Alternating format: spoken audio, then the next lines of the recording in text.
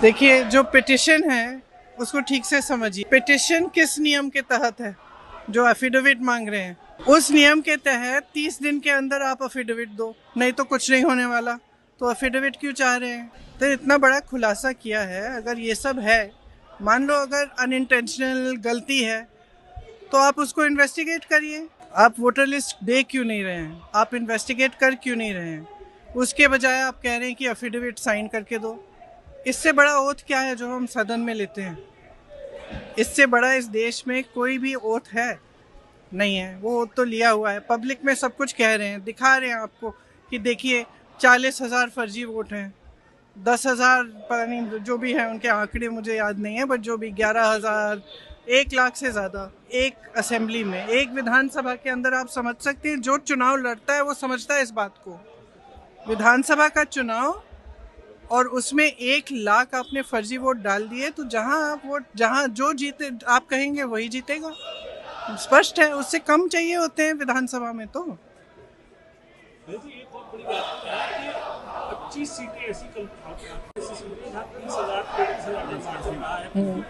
तो क्या आप चाहेंगे कि इनकी इन्वेस्टिगेशन होनी चाहिए? कैसे आप आगे बढ़ेंगे? देखो, आगे जैसे बढ़ेंगे वो इंडिया गठबंधन के जो नेता हैं सब आपस में चर्चा करके वही तय करेंगे कि आगे कैसे बढ़ना है।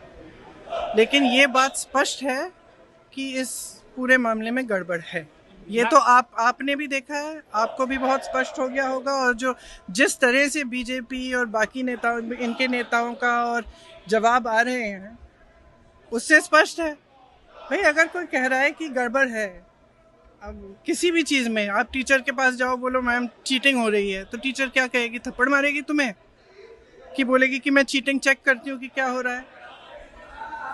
और यहाँ क्या है कि उल्टा उनको, एक तो उनको गाली दे रहे हैं, सुबह से शाम तक कुछ ना कुछ उल्टा सुल्टा बोलते रहते हैं उनके बारे में, और कहते हैं कि एफिडेविट साइन करो। ये क्या बात है?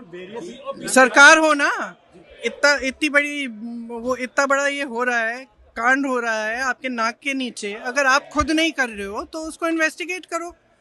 काम पता नहीं, पूरे ऑपोजिशन को तो इन्वेस्टिगेट कर रहे हो, ईडी कर रहा है, सब कुछ हो रहा है, तो इनसे कराइए investigate.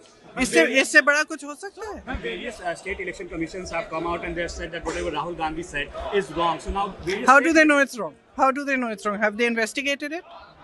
The evidence is in front of them. Have they investigated it? How can they say it is wrong unless they investigate it? There can be no matter bigger than this. This is the democracy of our nation. It's not a joke. And it's not about one party or another party. If they have not